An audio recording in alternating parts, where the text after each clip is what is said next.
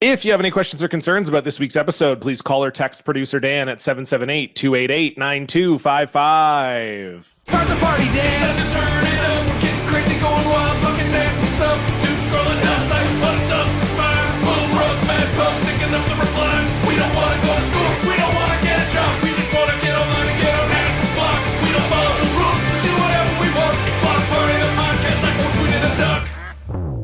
Block Party. Block Party. Block Party, my mentions are fun. Block Party. Block Party. Block Party, I quote tweeting a duck. Hello, friends, idiots, and friends who are also idiots. Welcome to your favorite podcast about social media and rejection. It is Blocked Party. This is episode number 287. I'm John. I'm Stefan. And with us is a first-time guest here on the program, although Stefan and I have both guested on her podcast. Thrilled to have her here. One half of Radio Free Tote Bag. Audrey Brehm is here. Hi, Audrey. Hi, Audrey. Hello. So happy to be here. Thank you for being here. This is a fun episode, I think, for us to have you. We've been talking about it for too long. A while now. Oh, yeah. And now you're here.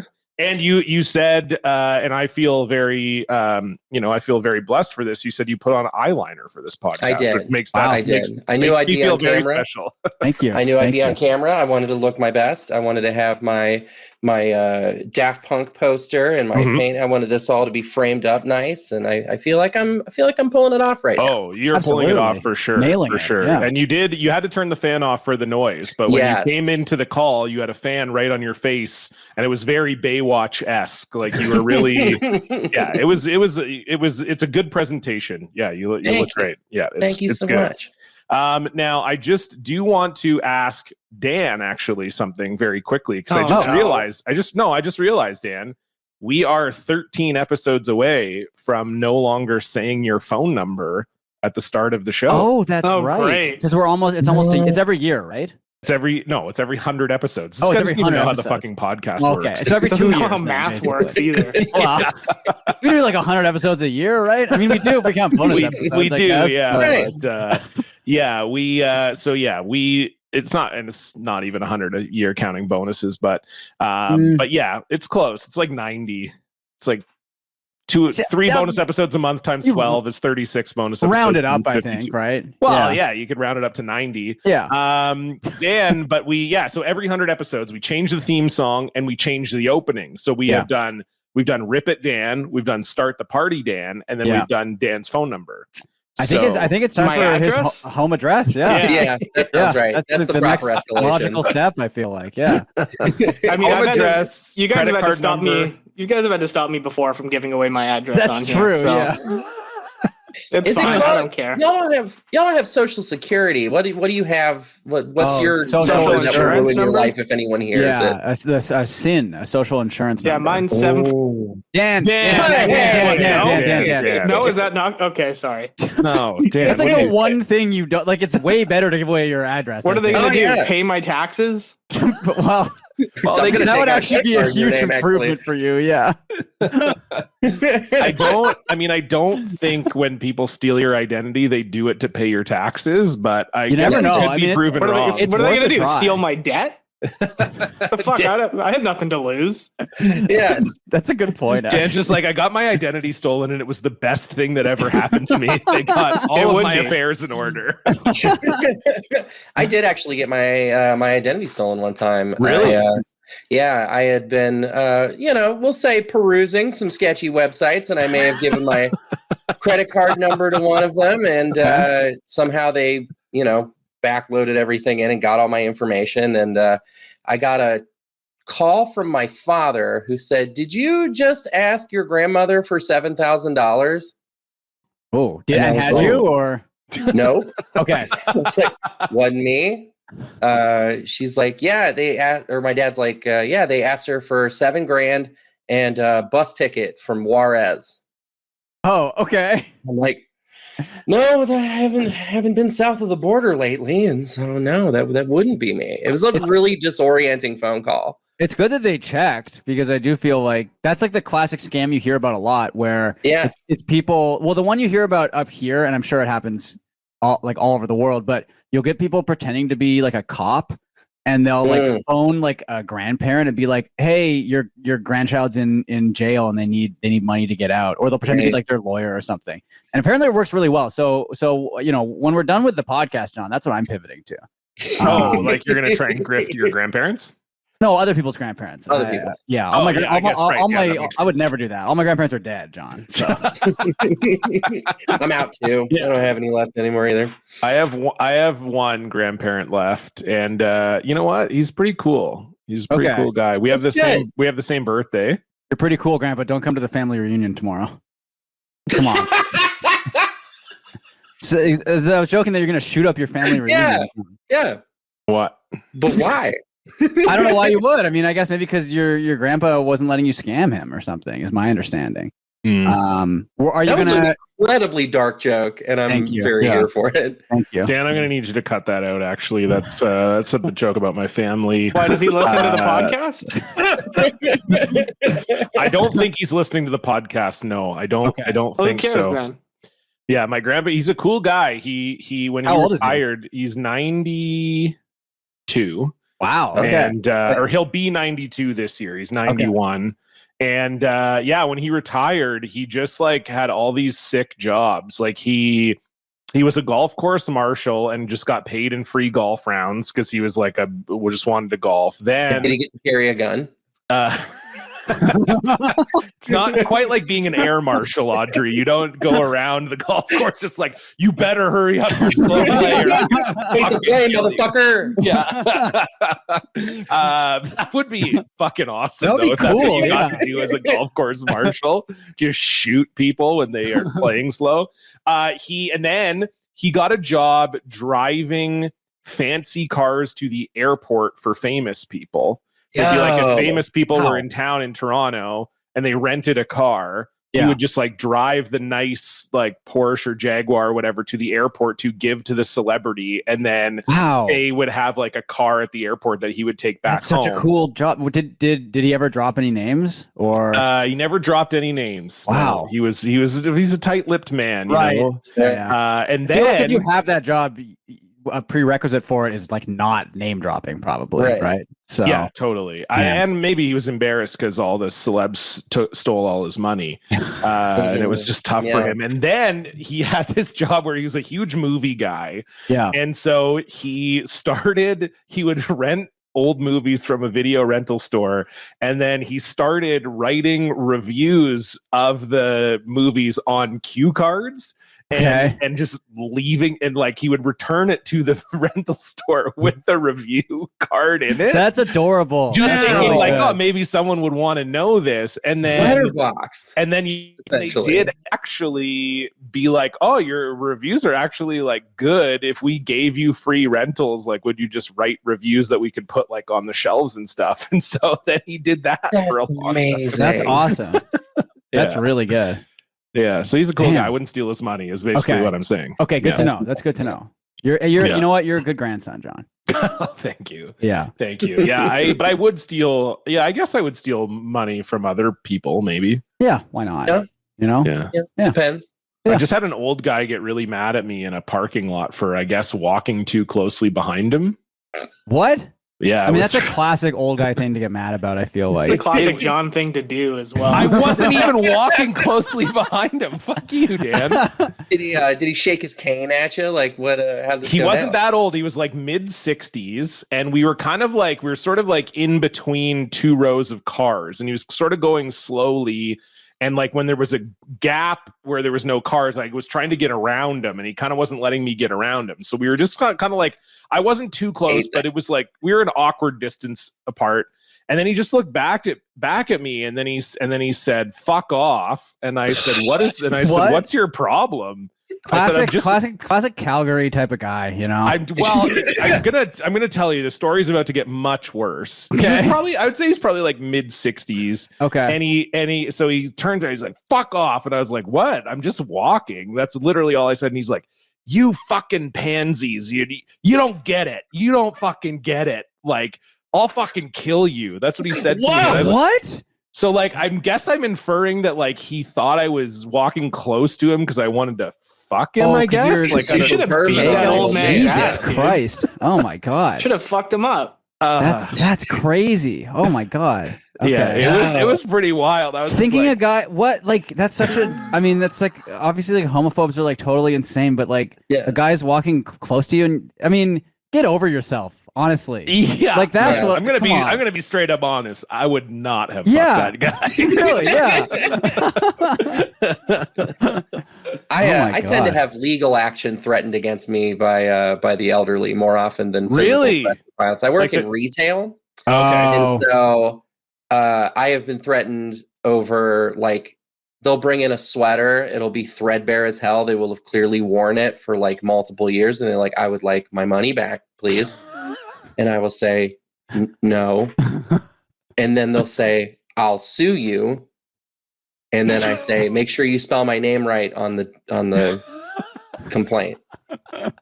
How can you be? I mean, the thing that's funny about that is, even if they did bring Right. a lawsuit, it Yeah. would never be against you. You would No. not be named. Like, it's so funny to be like, you, the retail worker at Exactly. this store, I'm Yeah. suing you.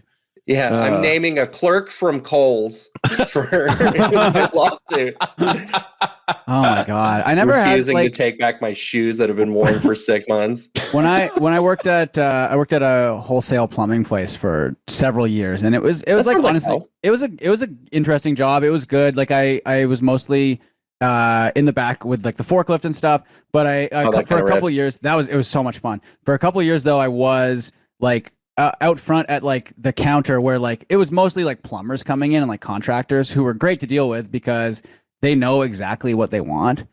Yeah. But and I've talked about this before. John knows this. The absolute worst people who would come in would be like cheap homeowners who didn't want to hire a plumber or contractor, and so they'd come in and try to like ask for plumbing help and advice, and I'd be like, I don't know what any of this does. Like, I just know how to take it off the wall or go around back and get it for you. Yeah, And they just I know the SKUs. wouldn't get it. I don't know. They just didn't get it at all. And it was just like, that was and they would like take up so much of your time as well. That was just the absolute. And a lot of times they were Karens. I gotta say it. They were on Karen mode. I hate to say it. Yeah. Now I'm in high-end retail. I do design work for a fairly large retailer, and people will come in and they'll be looking at our sofas and at our various shelving units, accent chairs, things like that, and you talk them through their fabric options, what it's like to get delivered, and that is like the most Karen potential for any, because it's something that they're going to have to like confront every day. They'll have to walk into their living room and see the sofa, so they have to be very careful about the decisions they're making, and they make it your problem so hard.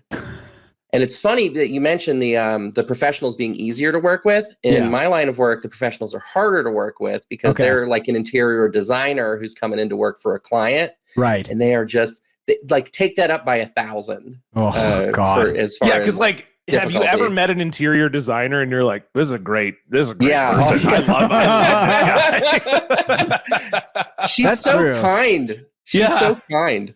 I love her. I love everything about her. Whenever she comes in, she brightens my day. Nobody's ever said that about an like interior the designer. plumbers were so great because they would come in like I would work an early shift. I'd work at like 5 a.m. right, and the plumbers would come in at 5 a.m. and they would just like shoot the shit with you for like 45 minutes before they went to work. So you're like the 5 a.m. to like 5 to like 7 was so good before like any of like our bosses got there, because it was just us sitting at the front like drinking coffee and like shooting the shit with the plumbers for 2 hours, and it was like you weren't doing any work. And most of the time the plumbers would like come around back with you and like pick the order themselves and just be like shooting. It was great. It was awesome. That sounds kick-ass. It was Did they have really good stories? Are there any good stories that come out of the plumbing industry? I mean, it's mostly like what's like the grossest thing. It's a lot of stuff like that. I mean, the grossest thing I dealt with there was a plumber and it was a plumber we saw like once every couple months. I don't think he had an account with us or anything, but he came in once and he brought in a plastic shopping bag that was like dripping, and it had like a bunch of toilet parts in it and like a toilet seat, and it was just like soaking wet. And he just like plopped it on the counter and was like, I need like apart for this, and I was like, what the fuck are you talking about? Why is it here? Yeah, it was disgusting. It like smelled bad. It was like dripping like not like clean water. It was just like, well, you are It's insane. so crazy that he went doing? to your place of work after going to your house first. Okay, my bathroom is regular. I actually do have to remove the bidet, John. Oh, good luck with that. Oh, no. Good fucking luck with that. I'm considering just asking the property manager if I can just like leave it for the next person, you know? Right. Yeah, we had one left for us in our house, so we have two now because our ensuite bathroom, the toilet has a they left the bidet on it. It was not. I'll say it shouldn't actually be that hard. The problem for mine was that the toilet, you remember my old place, the toilet was right beside the bathtub. Yes. So screwing the bidet onto the toilet or whatever was not super hard, but trying to get it off of there was really, because you had to squeeze in there and try to get enough torque to like unscrew it. Yeah, but I sort of have the body of like an old English like chimney sweep. One of the boys they would just like send up there to clear out the chimney. So I should be fine getting behind the toilet if I need to, but chimney sweep coated. Yeah, absolutely. That's a good point, actually. If this was like 100 years ago, you'd be dead already from spots on your lungs. Oh my God. Yeah, easily. But yeah, I'm not looking forward to that. I think I'm doing that later today, even just to get it out of the way. Right. Yeah. We'll see. Stefan, I think you're selling yourself a bit short. You might have had a career playing Tiny Tim. That's true, actually. You mean the deathly ill? Yeah, from a Christmas Victorian boy or whatever. Yeah, okay. Yeah. I think I can handle that. Yeah. You once a year you'd get to play Tiny Tim for like 2 months a year, but you were so good at it that was enough to like live off of for the rest of the year. I wasn't sure if you meant the guy from the play or like the weird singer. Who's the weird singer? That's ringing a bell that there would be a singer named Tiny Tim, but I can't think of a track. Tiny Tim, he's the guy. He has the really creepy. Let's see, Tiny Tim singer. He's got he did Tiptoe Through the Tulips. In that really weird, like creepy falsetto voice that he did. A horrifying song. And you would hear that song used a lot in like horror movies as like almost the default like scary music when something creepy is happening.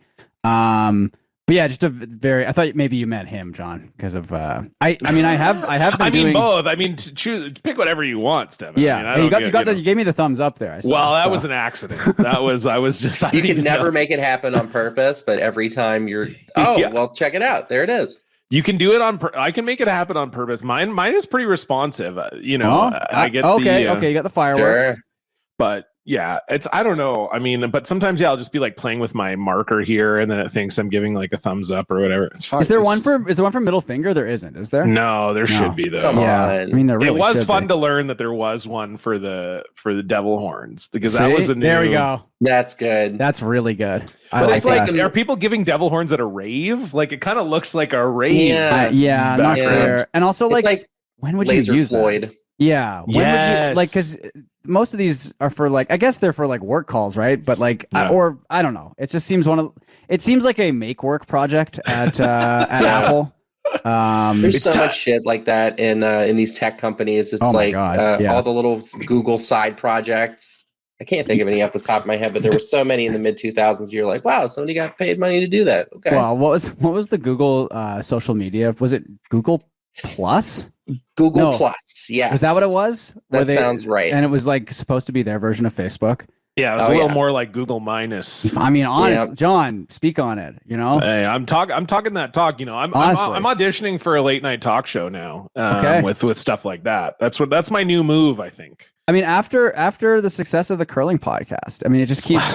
I did want to ask you about this. It's going to my head. And let me know if we can or can't talk about this, John. Sorry to interrupt. We can talk about whatever you want. You said that there's some ad reads potentially happening on Hockey Night in Canada. Is that right? That's correct. Yeah. So by the time this episode comes out, they probably would have it might even be like tonight's Canucks game. Right? I would guess that they may target the Edmonton-Vancouver game tonight. 2 Canadian teams playing on Hockey Night in Canada. Yes, I've been told that it will be advertised on the hockey game.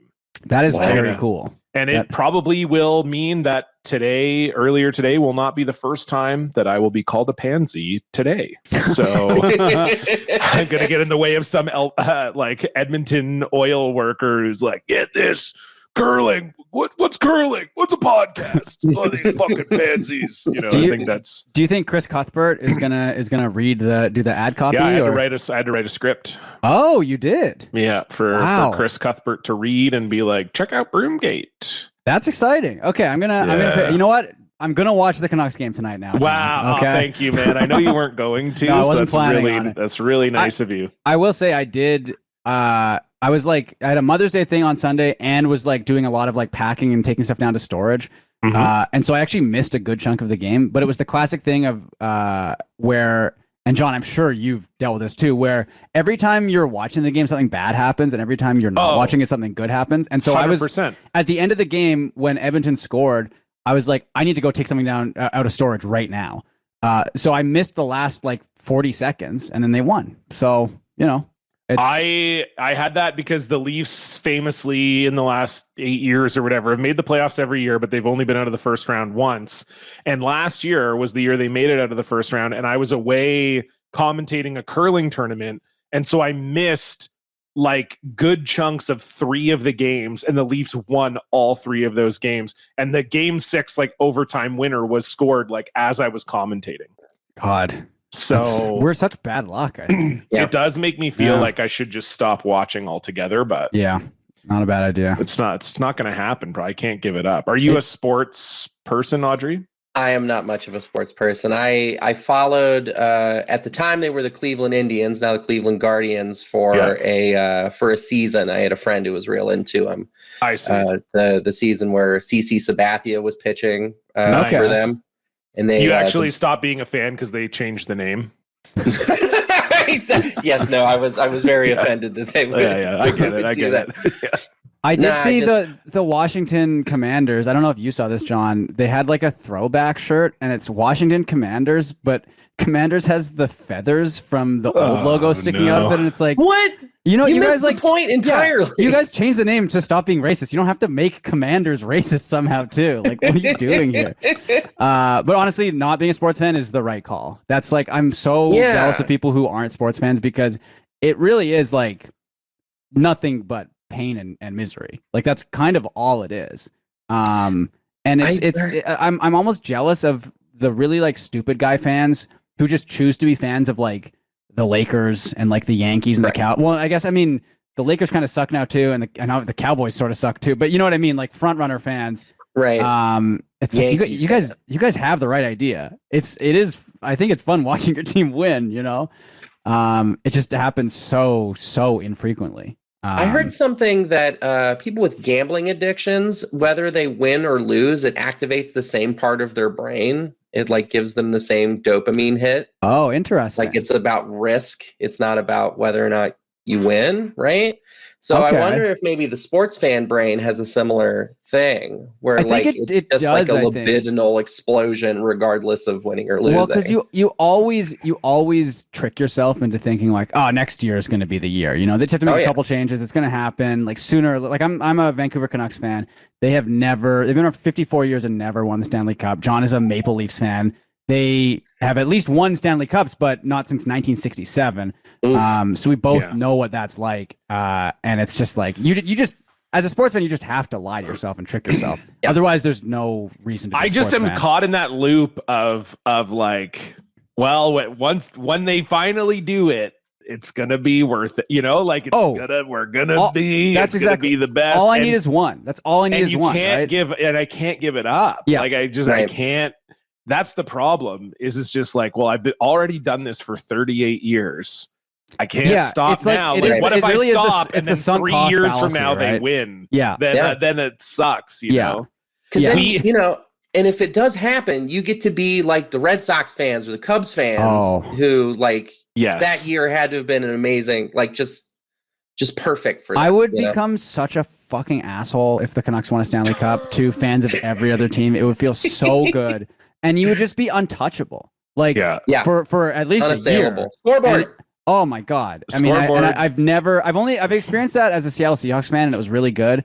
And then unfortunately the following year they lost like the most heartbreaking Super Bowl of all time. Yeah. But even then, it was like I was really bummed for like a while, and then I was like, well, they won last year. Like it's not. Yeah. It could. I You know. I Count love the rings. It's one. count it.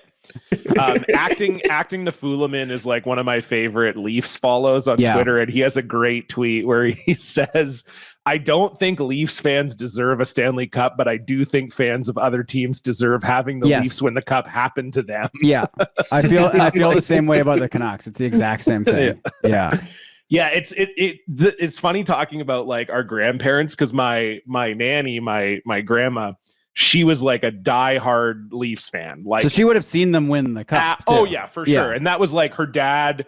She had like a very fond like memory of, her dad used to take her to Maple Leaf Gardens all the time, and like she was obsessed with the Leafs. And then unfortunately she, got sick. She had Alzheimer's, so it was like a pretty rough end of her life.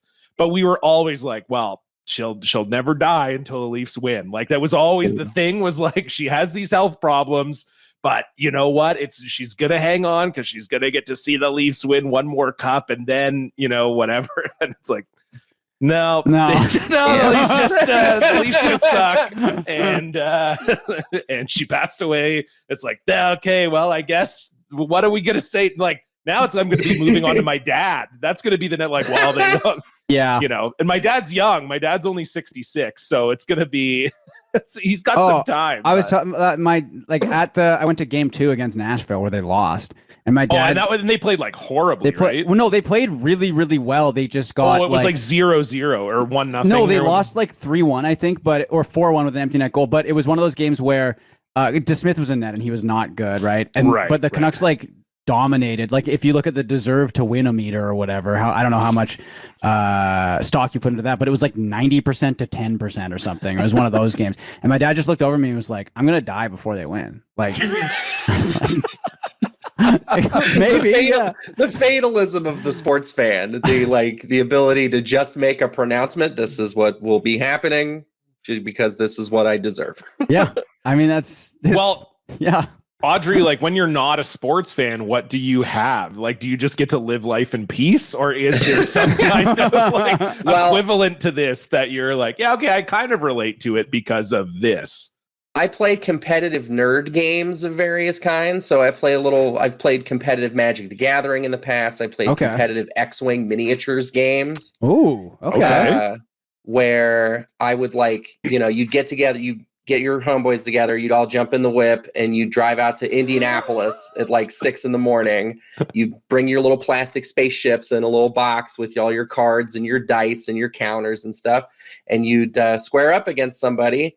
And there's that same kind of like I deserve that. Like, this is my day. This is going to happen. And then the heartbreak that comes from that, or the triumph.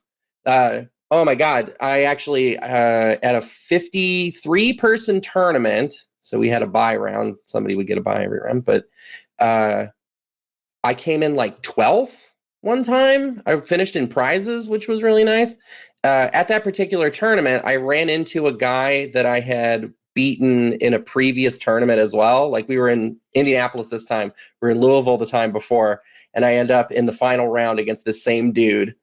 And, I'll never forget the look in his eyes when I sat down across from him, because I beat him before, and the way he looks at me and says, "Not you again." That I get to keep that. That's mine forever. I love that. That's so that's good. nice. You're gonna have to break this down. I don't think I can just let you say competitive X-Wing game. Is it like this. is it like Warhammer? But with you could say it's similar to Warhammer. So Warhammer, it shares the similarity in that you develop a squad of dudes based on their relative capabilities, and they'll be worth a certain amount of points, and you get to take your points and invest them into different ships, different upgrades for those ships. Those ships can have different pilots. And the neat thing about this game compared to Warhammer, so like the movement system in Warhammer is usually based on a 6-inch movement speed for infantry and a 12-inch movement speed for vehicles and a 24-inch movement speed for faster vehicles, right? Okay. Yeah. This is based on a thing called a maneuver dial, where you have these little plastic templates that you choose which template you're going to use to move, and then you place it in front of the ship, and then place the ship at the end of the template, and it plays out in initiative order. So like you determine what your ships are going to do, your opponent determines what their ships are going to do, and then you play out their movement and attacks like in initiative so you're order. trying to like anticipate what they might do as part of your strategy. Yeah, it's nuts. It's a really good game that I haven't played in multiple years because the fandom kind of fell off. COVID absolutely destroyed it. I was like, in 2019, I was playing a ton. Like I was going like every week and playing in like a league. And it was 2019 where I went to like 3, they were called hyperspace trials was the names of the tournaments I used to go to. Okay. So sick. I was mask presenting back then, and I wore a Star Wars printed suit to one of them. You know, there's like they're called opposutes that you can buy. It'd be like pineapple print or, you know, rainbows or whatever. This one had like Han Solo and Yoda and shit all over it. And I wore it to a tournament, and I thought people would like compliment me, but it turns out people who play these games terribly socially awkward, no ability to pay a compliment to anybody else. And so everyone just kind of looked at me like, what are you doing? It's like showing up to make 12th. That's what I'm doing today. Yeah. You're like, I guess I love it more than you. I don't know. I don't know what to tell you. I do always love the guy who went to the Magic tournaments and would take pictures of the yes. The guy who would like squat down and do the prayer hands next to all the ass cracks of the players that were there. Great number of ass cracks. Actually, this is good. This is like the weakest name drop of all time. I knew somebody who knew that guy because he used to live in Columbus. He seems very cool. Yeah, he seems like a cool dude. He did actually catch a ban for doing that, which I sort of understand, I guess. That. But also, it's like the ass cracks are like, I mean, really, way like they're out there, egregious. Yeah. And you know, somebody has to document it. I feel. I think that so. I think it was important that somebody get the word out on that. But yeah, he actually started competitive play again, maybe like 2 or 3 years ago. His ban finally ended. I think it was like a 10-year ban. Wow. A 10-year ban. God. Yeah. I would love if he came back and the first thing he did was Just goes. I've been waiting to get back in here. It is unbelievable. Yeah, I feel like I do really like board games, and I played Magic when I was a kid, but I haven't played in forever. But that seems like something you could get back into, John. I feel like I could see it. But I just can't quite get there with the people I would have to be around to be in like a board game league or whatever. Like I had a friend who's a big board game guy, and he was like, yeah, there's this guy in Calgary who teaches people how to play Twilight Imperium. I don't know if you guys have heard of that. Game. Okay, I've never played it, but it's like a wildly complicated game that the average playthrough is 6 to 8 hours. Okay. To play like one round of it. Right. So his whole thing is like, I guess he wants more people in Calgary to be able to play Twilight Imperium. So he was just like, I do these like every couple months. I do these sessions where I just bring in all new players and I teach a bunch of people how to play it. And then, you know, we play it kind of every couple weeks or whatever. And so my buddy, who's a big board game guy, was like, dude, you want to come to this with me? And I was like, I don't think so. And then he was like, and then I started looking it up online, and I was like, the average playthrough is 6 to 8 hours. And he's like, yeah, the guy told me last time they started at 8 a.m. and they ended at 6:30 p.m. And I was like, that's a bridge. That's just like a bridge a little too far for me. Oh my God. Like I'll do long games in college. I would do like long games of Risk and stuff once in a while. Sure. But there's ways to make those games go faster. And well, like with Risk, can't you just leave it? Like you can kind of you can just come back to it. Also, it. Yeah, exactly. Yeah. That's wow, that's crazy. What that's a really poorly designed game Risk is. It really is. Because you get dealt the cards, that determines where you start. Whoever ends up with at least half of Australia will win the game. Yes. Because you only have the one entry to Australia. You build up your troops. Yeah. You sit on that, and then but like, so you know who's going to win the game within 40 seconds of the game starting. You get your shit out, and then it takes 7 hours to play it. Last time I played Risk, I got big salty. Like I saw through the Matrix. You know what I mean? Right. It is a game designed to piss you off as well, right? Yeah. Because it's just like it's so easy to like someone's always going to get like ganged up on or feel like they're getting ganged up on. And no one's if you know you're never going to be happy if you lose, obviously. But yeah, No, there is no joy in Risk. no. I've never played it. Risk is actually one of the games Really? I've never played. Yeah, That is shocking to me because I obviously you are the game show guy, right? Or game board. Well, you're the game show guy too, but you're the board game guy as well. both. You should get a game going. Sure. I mean, I'd learn for sure, but Well, you can play it online, can't you? I'm sure I'm there's. sure. Yeah, there's gonna be ways to play it online. I mean, I that don't could know, be fun. guys. No, because we could just come back to it every once in a while. You know, it could be. Oh, Yeah. like play against you guys. Yeah, it could be like online. a bonus episode series. To be honest, I don't That's think cool. so. I think No? we still want people to donate to the show, yeah, so that's we a probably good point, won't. Yeah. You guys are gonna do a Lord of the Rings bonus episode. You think that's better than a Risk bonus Well, episode we series? haven't met the tier, so we're probably not going to do it. I don't know if we're Thank close to it. fuck. So it's not a big deal. Yeah. Are you going to Anyway. do like audio commentary for it? Is that the plan? Yeah, I guess. Like, well, I've never seen Lord of the Rings, so Yeah. the plan was if we got to a certain Patreon level, that I would have to watch them all in one sitting. I think was the discussion. Which I think you should record it. You should MST3K that shit. I think John will tolerate Lord of the Rings. To be honest, I think. I don't feel like I'll hate it. No, I think you will like. It's just a good. It's just I fucking love it, but it's good. I think you'll. Hey, like it. how would you say it compares to Madam Web? It's no Madam Web. Okay. Oh, yeah, 'cause I did just watch Madam You watched Web. that for another podcast, right? I did, yeah. I went on a bad movie podcast Is called that- The Real Garbage Pod, and they made me watch Madam Web. Is that the only movie you've watched this year? No, I watched Oppenheimer, Right. and Becca and I just finished Poor Things. Okay. Supposed to be Alright. good. It was fine. It was Yeah. good. It grew on me. I would say the first 40 minutes, I was like, "What the fuck are we doing here?" You know. But then Emma Stone started getting naked, and I was like, "Hello, I'm interested." No, I'm just kidding. It did. Yeah, it grew on me. It was good. I thought it was by the end. I was like, "Oh, this was good." Yeah. I liked this. But yeah, definitely, especially when you don't really watch movies. And then you watch a movie where the director is clearly, quote, like going for something. You're like, fucking. Right, which you don't I don't have normally. time. I don't you have don't. time You don't for watch this those shit. types of movies that No, often. let me watch 10 Things I Hate About You again. Right. You What know, was I'm just your- like, don't give me this fish island, fucking What was your- costuming bullshit. Dutch angles. Yes. So many angles. Diopter. So many fucking angles. You're like, just show the shit, dude. Fuck up. How- man. Present the image. How did Yeah. you feel about Madame Web?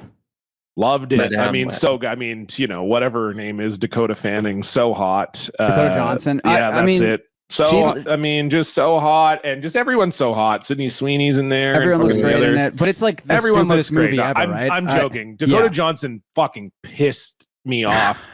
The whole Because she's like the- not trying at all, right? Well, and the whole cycle for Madam Web was just fucking annoying. It's like you're a nepo baby, you can't act. Fucking grow up a little bit. Don't be like, oh, this movie was so shitty, and I'm fucking shit, and I'm suck. Oh, my, right, because she was suck doing my ass. the media cycle where she's going around like talking shit about Yes. the movie. Yes, because she's doing this whole like twee kind of thing where she's Right. like, oh, the movie was not very good. Ha ha ha ha ha.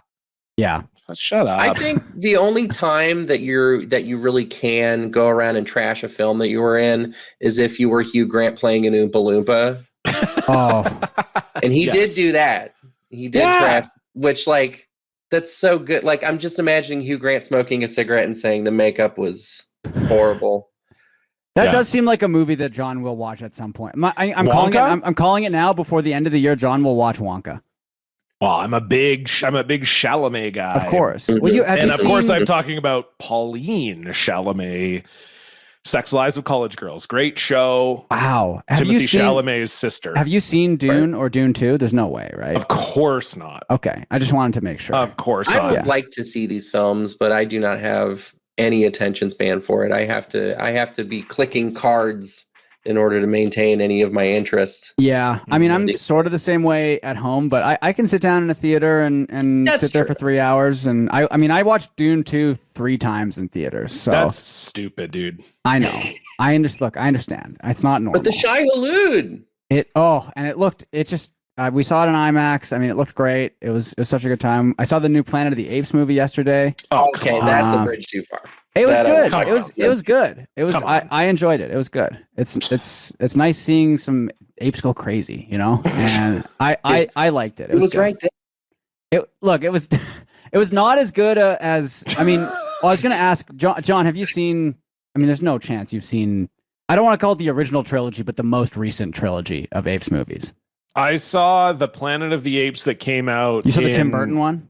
Yeah. Okay. Like late 90s, early aughts or whatever. Okay. That's the most John possible answer. I think. Great film. Come on. Loved every second Isn't of that it. that's Mark Wahlberg, isn't it? It's so cool at the end when the Abe Lincoln statue is Ape Lincoln. It's really very Do you guys cool. do you guys want to see Kiki quickly? She's going to the vet. She's in her Yes, little yes, she's in yes, her little yes. she's in her little cage here. Oh, hi Kiki. There she is. Meow. She's not happy. No. Why Good. would you be? Well, she's gonna because we're moving later this week, and so it's just boxes around our apartment. We've been packing up and everything, and Does she know yet that you're going to leave her there? well, that's what she thinks. I think because she's so mad, right?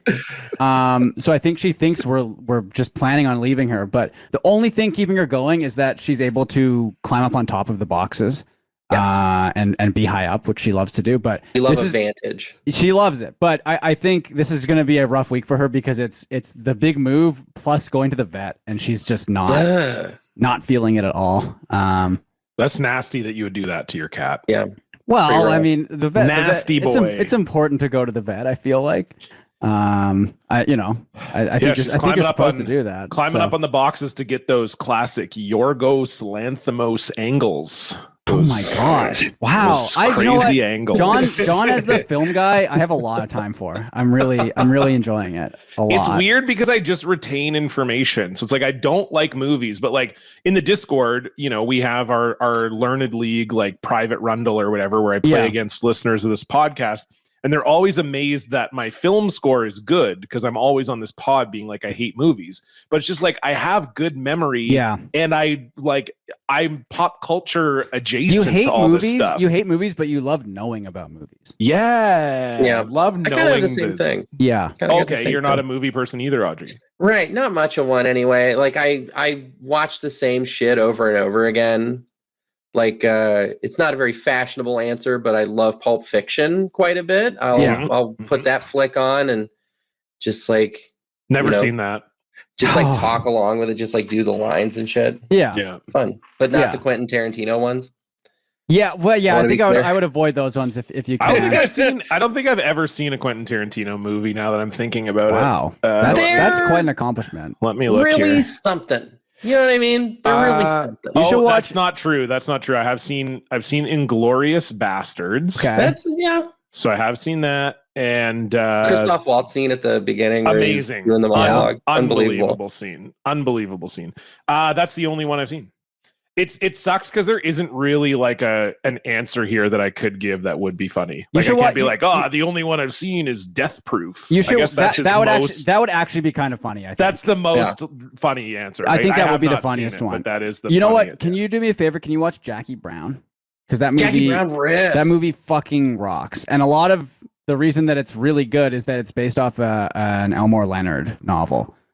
So he's working off something else, but it's really really good. You should watch that, John. I think. Yeah, I'll take a peek. Check that out. I'll see what I'm into. Yeah. Speaking of taking a peek at things, let's move on to our social media updates. What a fucking good segue. Now let's move on.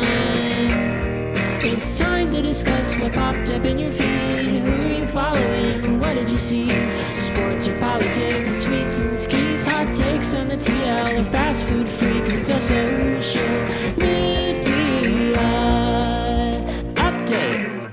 Audrey, we always like to start with the guest. What is going on your social media? If I may be very self-aggrandizing, I don't. Please. I don't post very much, which leads to not getting a lot of traction when I do post. But I have a couple bangers lately that I would like to share with your audience. Great. Let's get them out here. Yeah. Let's see. You can cut around this. We won't. No, Dan won't do. Yeah. We won't be cutting this. Your silence will be magnified. Oh god, it's gonna be louder. No, you're good. Here we go. You're good. Me to myself. I'm gonna put on a cunty little outfit.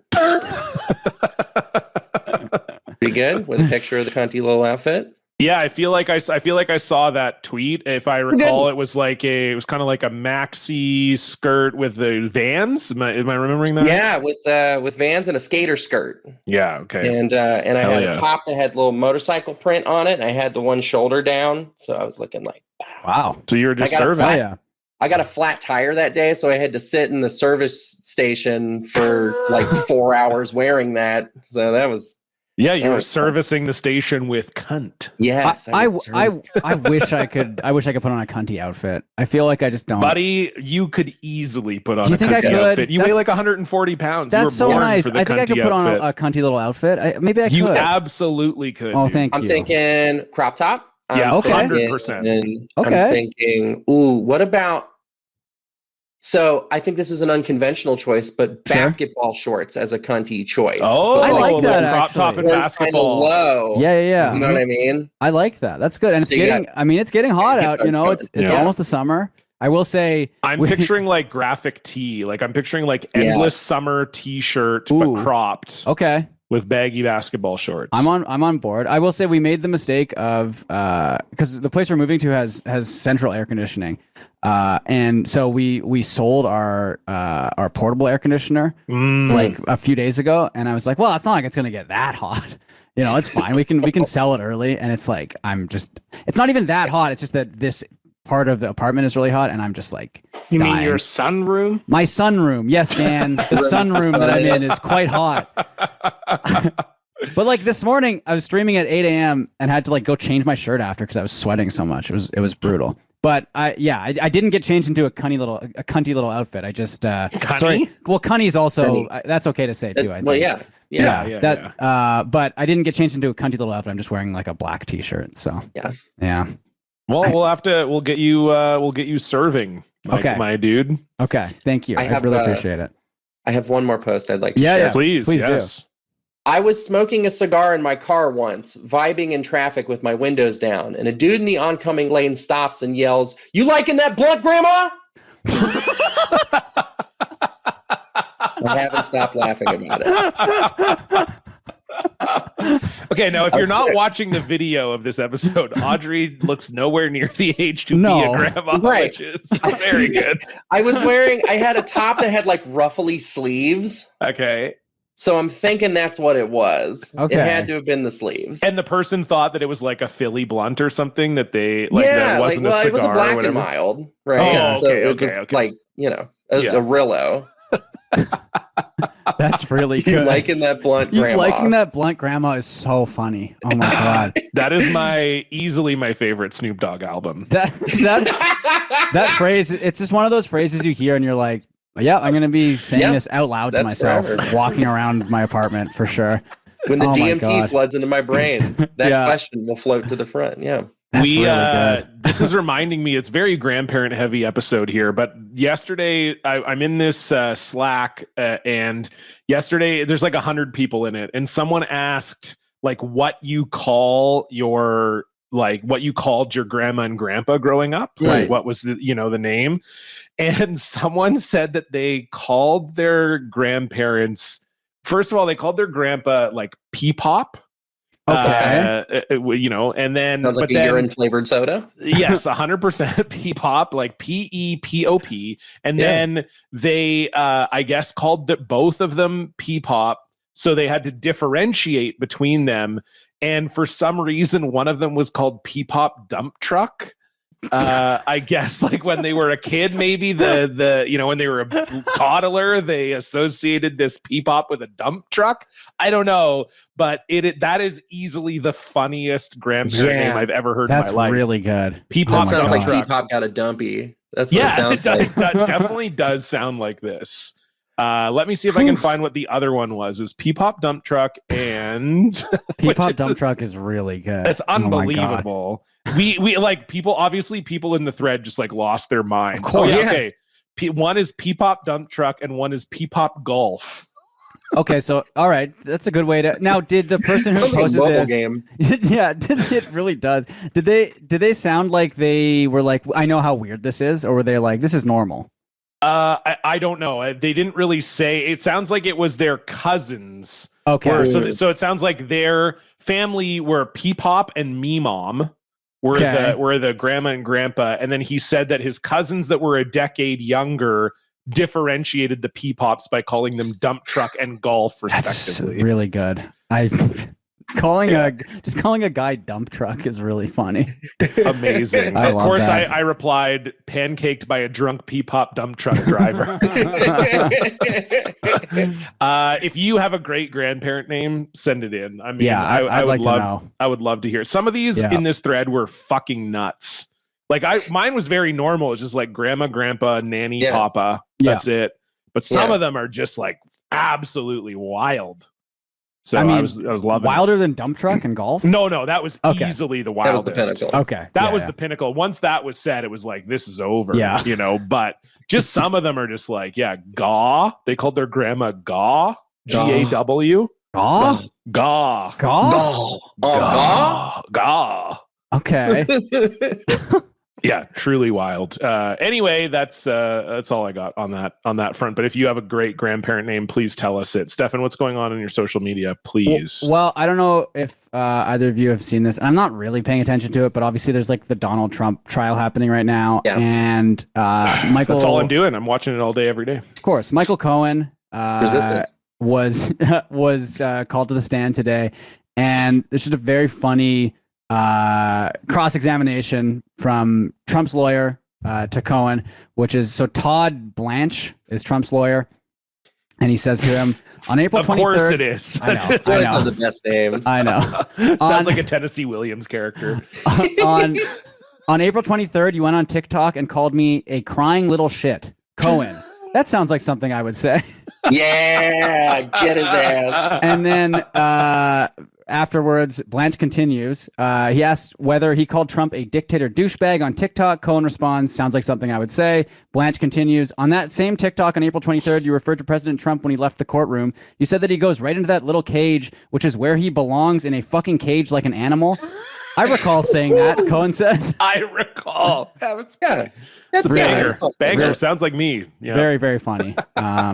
So just, I mean, That rips. pretty straightforward stuff, but funny to see some funny stuff coming out of that. I mean, Trump's falling asleep the entire time too. Farting. And Relentlessly. farting apparently, which is great. So What's wrong with that?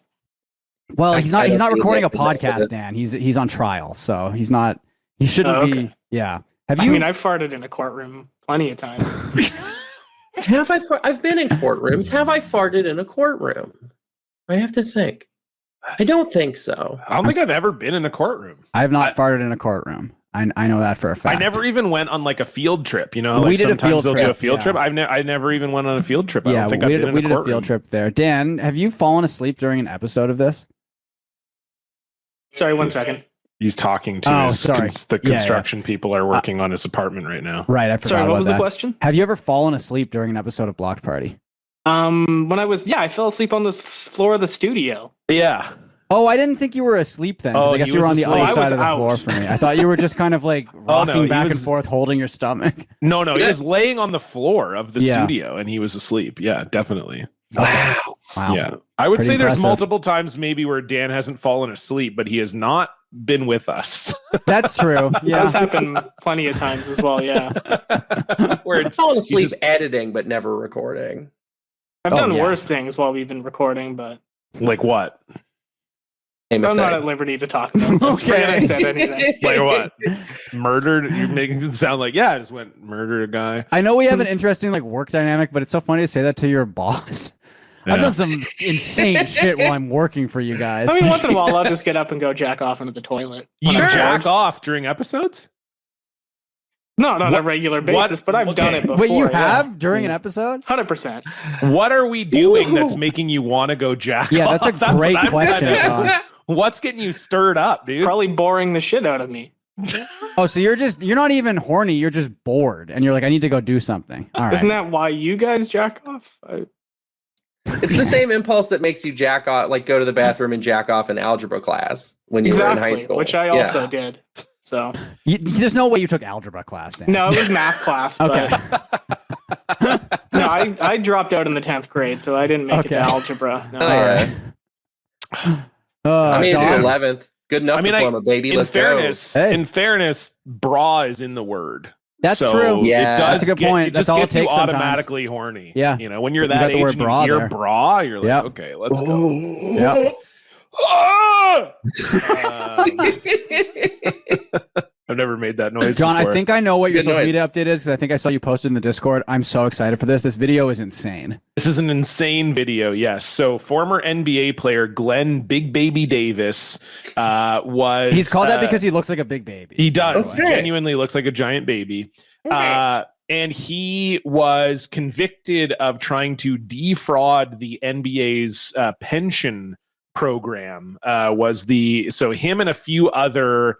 He does look like a him and a large few baby. other NBA players were trying to... A real list of remembering some guys. Jamario Moon was on there. Yes, Terrence Williams, Yeah. Keon Dooling. Yeah. They filed false medical claims with the NBA player's health and benefit welfare plan. Davis, 38, has maintained his innocence since indictments in the case were handed down in October 2021, but was found guilty of multiple fraud charges and conspiring to make false statements. He was ordered to pay $80,000 in restitution, and then he also received 40 months in prison. After he received his sentence, he walked out of the courtroom and immediately went live on Instagram to discuss how he feels about having to go to jail. And already You can see the to face yourself, here. Like, yeah, already you're thinking to yourself, he must say something insane, but it's maybe even more insane than you think. And kind of actually related to what we were talking about, because the first thing his mind goes to is how he is going to jack off in prison. Dan, go ahead, please. What, you want me to jack? Oh, play No, the video, Dan. Oh. Damn. I got a cold imagination, though. You know, I do that actor shit. I got a cold imagination. I'm gonna have to choke the chicken in the bathroom. That's crazy. I'm gonna be swole though. I swear to God, I'm about to get in so much shape. Oh God. That's the only way you can stop me from eating hamburgers is put me in jail. That's what God said. I'm gonna stop you eating hamburgers. I'm gonna put you in jail. You don't want to stop eating hamburgers and Cheetos? You're going to jail. So now, I'm gonna come to Rock. That is so... kind of, you know what? That's a great attitude to have. It if You're is. about to go to prison. Like, you know what? I'm gonna get swole. Yeah. I'm gonna lose some weight. I'm Yeah. gonna jerk off. Yeah. It's gonna be fine. Yeah. Yep. I'm going to become the Rock. I'm going to become the Rock. It's just the face that it pauses on here is so Yes. crazy. It looks like there's about to be anguish. Yes, it looks like Yeah. he's crying or something. But is he holding the camera also, or is someone else holding it for him? I believe he's holding, I think it's his Okay. phone. I think he's, Okay. because he's on Instagram Live. Right, So I think yeah. he's just holding his own phone here. But Yeah. Yeah, Oh. truly wild. Also, kind of nice. Haven't heard the phrase "choke the chicken" in a while. That was a bit of a throwback. Yeah. That was kind of a nice little throwback. There. Yeah. I'm gonna choke the chicken. Yeah. Absolutely. We opened our Patreon episode on masturbation with a list of every euphemism that we could come up with. A favorite of mine was, of course, lightsaber practice with Captain Solo. That's very good. That's We- good. I think we did a top 3 once, which was top 3 Ways euphemisms of for saying- jacking off. I'm pretty Yeah. sure. That's good. Cock for sure. Like penis, like penises. Like top 3. Oh, we definitely nicknames did your top 3 for penises. that. Yes. Yeah. I didn't mean like, that's where I jack. That's where I do my jacking off at my cock. My cock for sure is where I do most of my jaying. Anyway, let's. Speaking of jacking off, I guess let's move on to our Blocktail. What did you tweet? You brought receipts, Blocktail. Woo!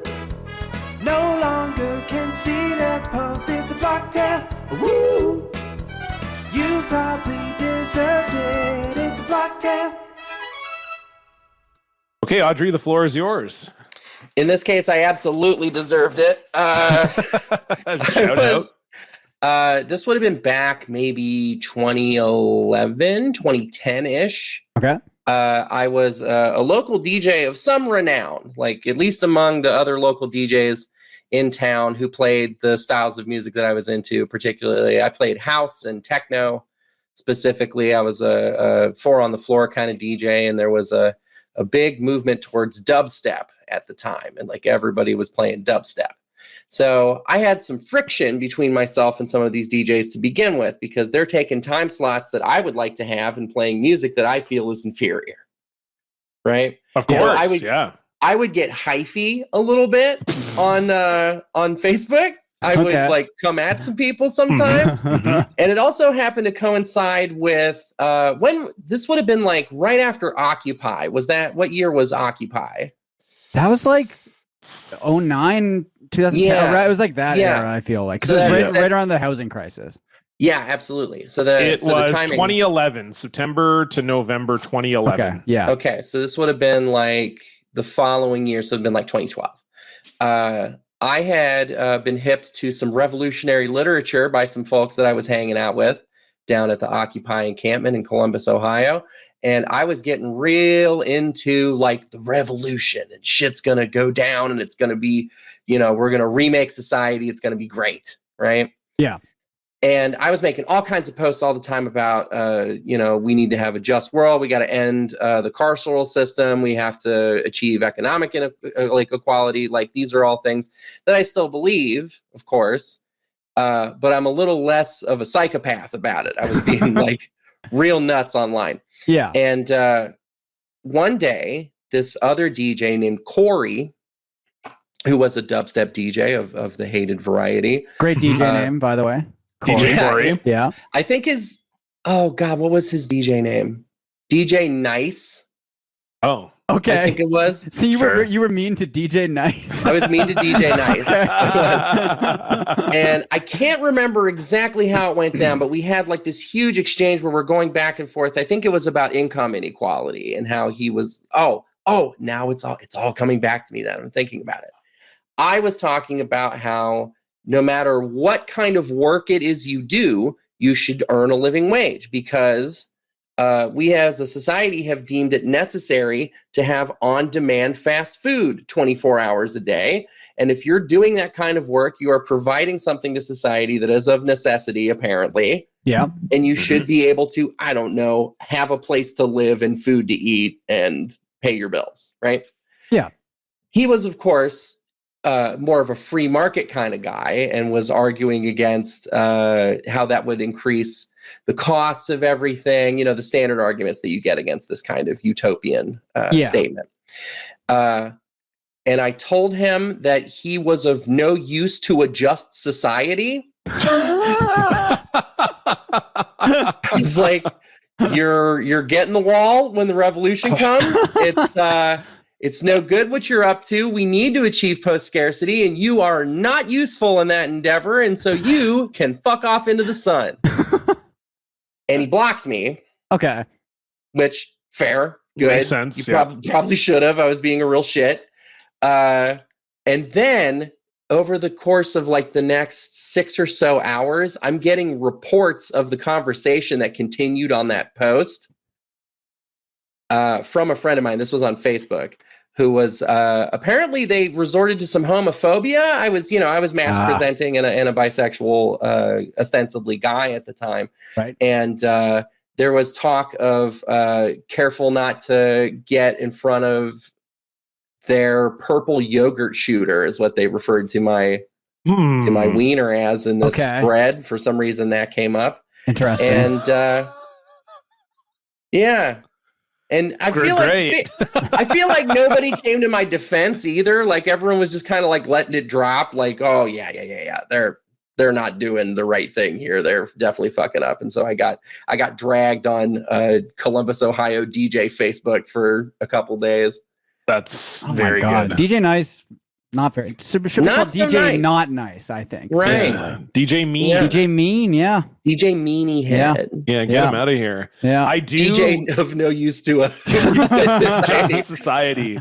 Yeah, they only play like old speed punk songs. I would say though, like I do like the idea of, you know, someone being like, I don't think everybody deserves a living wage and they're a DJ. It's like what's the vital service? I don't think people at McDonald's should be paid, but me spinning Skrillex records 100% get me rich. That's crazy. So true. That's so true. I it. actually I tried to do a little research for this because I wanted to get some quotes, but I couldn't find the post back from back in the day on the old Facebook.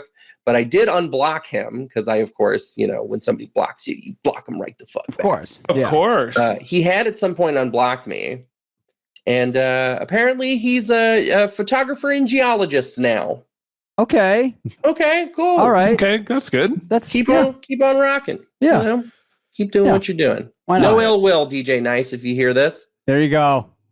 DJ Nice. Wonderful. We've got a music-related listener block this week. Okay. And as a lot of you may know, legendary music producer Steve Albini passed away last week, or I guess it'll be about 10 days ago or 2 weeks ago as you're listening to this.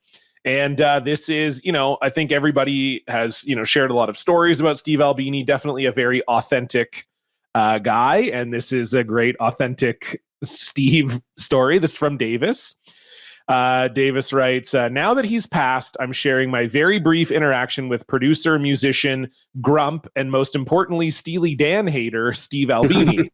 Last year, he threw some shade towards Steely Dan on Twitter. Since his DMs were opened, I messaged him asking if his band Big Black was named referencing Steely Dan's song Black Cow and the lyric, drink your big black cow and get out of here. I was blocked the next morning. R.I.P. legend. Wow. He did strike me as the type of guy who would block a lot because he would like get into arguments all the time on Twitter and like read everything posted at him, which, you know what? I respect. Tip of the cap. One of the great posters, one of the great producers. Shout out to Steve Albini. Shout out to Davis for sending in that story. If you want to send in a listener block, you can do so by sending us an email at blockedparty.com. You can also donate to the show. Help support your Blocked boys over at patreon.com/blockparty. $5 a month gets you access to 3 bonus episodes every single month. Last week, we released Actor Party 3. Mark Chavez, our good friend and past guest, came on the show to help direct Stefan and I in a Harold Pinter play. We had to use British accents. It went very poorly. Oh my God. It was a really good time. It was a lot of fun, but yeah. It was a lot of fun. So you can check that out on our Patreon. You get 3 bonus episodes every month. We also have ad-free episodes, merch discounts, an exclusive Discord, and a back catalog that is well over 150 episodes at this point. So if you want your brain poison, drive on over to patreon.com/blockparty. We got it all there for you. You can also follow us on Instagram, Twitter, TikTok at BlockPartyPod. You can follow us on Blue Sky at BlockParty. And if you want to see the video version of this episode, it's over on our YouTube page, which is youtube.com/@BlockParty. And of course, if you like the show, please tell a friend. Okay, Audrey, we are here at the end of the show. That means it is time for the top 3. 3, 2, 1. 3, 2, 1. Uno, uno, uno, uno, uno, uno, uno, uno. Mustard. 3. Sauce. 2. Girlfriends. Uno, uno, uno, uno. Okay, Audrey, you had said before the show you were deciding between a few top 3s. So which one are you electing to go with here? I think I'm going to go with top 3 cities where they should set a Fallout game. Oh, okay. Now, legendary video game series Fallout. I have never really played Fallout, Sure. but I sort of get the concept, but I'm sure some of our listeners do not. So maybe can you give us just a quick rundown of what the Fallout game is and what it might mean to like have the game set in a certain city? Yeah, so it's a post-apocalyptic setting wherein it's sort of like a nuclear war takes place in sort of a retro-futuristic 1950s, and then it takes place over the course of the next few hundred years as society attempts to rebuild itself from the rubble of that. So you have like futuristic technology, but with a 1950s bent, and it's a nuclear wasteland. Some previous settings for the game have been like the ruins of Las Vegas being rebuilt into New Vegas. There's been Boston has been done, and like the wilderness in California was another. And DC, I think, was Fallout 3. And DC. Yeah. Okay, well, Audrey, do you want to start us off with your number 3 Fallout location? Number 3, I'm going to go with my hometown. I'm going to go with Cincinnati. Just because it would be kind of cool, you know. Hey, look at that. That's Riverbend. You know, of course, you got to go with a familiar setting. It's kind of a small place, so it wouldn't be that difficult to get it, you know, in the game, get it sort of accurate, get all the little details in there. And I want to see a chili shack full of rotten zombies is what I want to see. Well, and I mean, you could probably see that today if you wanted to. You know what I mean? Wouldn't have to do a lot of work. Just go down to the right Skyline Chili. Just take a look outside. It looks like it's Fallout Cincinnati right now. I've never been to Cincinnati. I'm sure it's fine. Yeah, Stefan, you're number 3. I'm gonna say sort of inspired by GTA London. When they did, I forget if that was after GTA 1 or GTA 2. Might have been after GTA 1. But I think Fallout London, I think taking it outside of North America could be very interesting, and sort of seeing what's going on in the rest of the world. Obviously, London, you've got the tube system, which is great because in Fallout 3 you had the metro in DC, so you could use that to get around. Same sort of thing in London, and I think that would be a lot of fun. Yeah, John. I'm also going outside of North America for my Fallout game. My number 3, I'm going with Sydney, Australia. Because you know those Australians are just going to be all fucked up. If you're going to get some pretty crazy mutants down there, John. Oh, yeah. You know? Oh, my God. The mutant kangaroos would be vicious. There's some pretty crazy mutants down in Australia, and there would also be some in the Fallout game. So, yes, I think it would be just a wild ride. And yes, the mutant animals would be a lot of fun, I think. So, yeah, Fallout Sydney for me is my number 3. Your number 2, Audrey, please. I'm going to go with number 2. So what you want like a real recognizable landmark that maybe looms over the entire environment.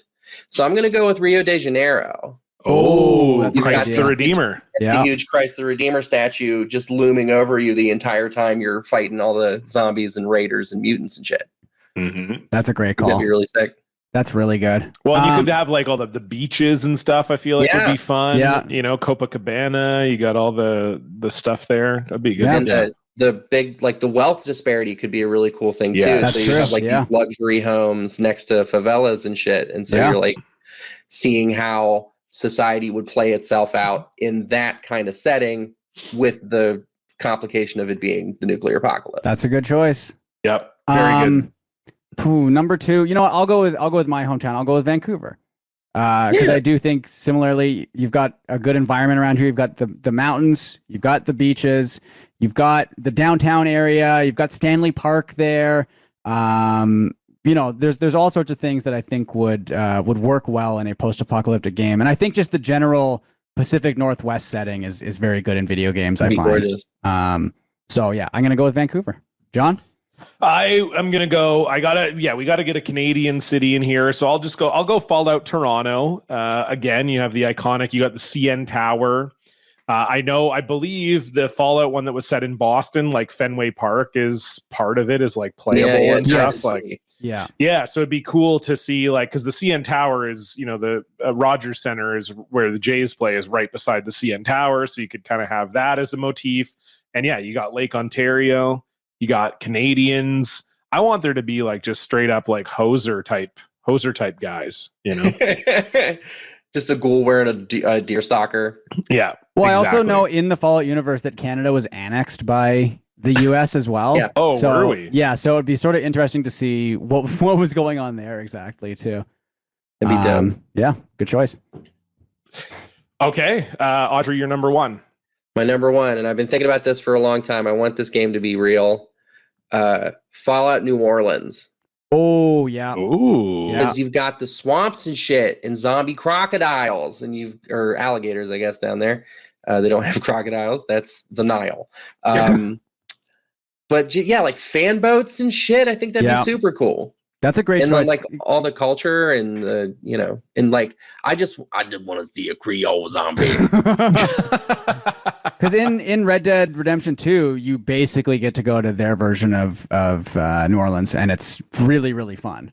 Yeah. So I could see that working in Fallout for sure. That's a great choice. Boy, I'm gonna go with, for my number one, I think maybe like Beijing, because I know like China is like it's the U.S. Chinese war. I think that's I need to go back and play Fallout again. I watched the show recently, but I believe like that's what's going on in like the backstory with the lore and everything. So it'd be kind of interesting to see exactly what's happening in like a totally different country, in the country that they're at war with. And I guess we're due for, I mean, I know there's an Elder Scrolls game coming, who knows when, but that's next. Right. And then presumably Fallout 5 after that. But I really kind of hope they go somewhere other than North America. That'd be really cool to get the other perspective. Because like the war is the same, you know, war never changes. Yeah. It's like, you know, the circumstances would remain the same, but the impetus would be different. It'd be really cool. Yeah, exactly. John? I think my number one, kind of same area of the world. I'm thinking Fallout Tokyo. I feel like it would be, you know, you've got all the crazy signage, the neons. I have never been, but the neon signs and all that. And then you could also have kind of like part of it play out in sort of the, you know, I guess not countryside, but like I'm thinking of just like the Shinto temples and stuff like that. Like there's just like lots of like really cool shit you could do with that. So I'm going Fallout Tokyo. Damn, I want to go play some video games after this. Straight up. I'm fired up, baby. Let's do it. Audrey, thank you so much for being on the show. Pleasure to have you. Before we go, anything you would like to plug?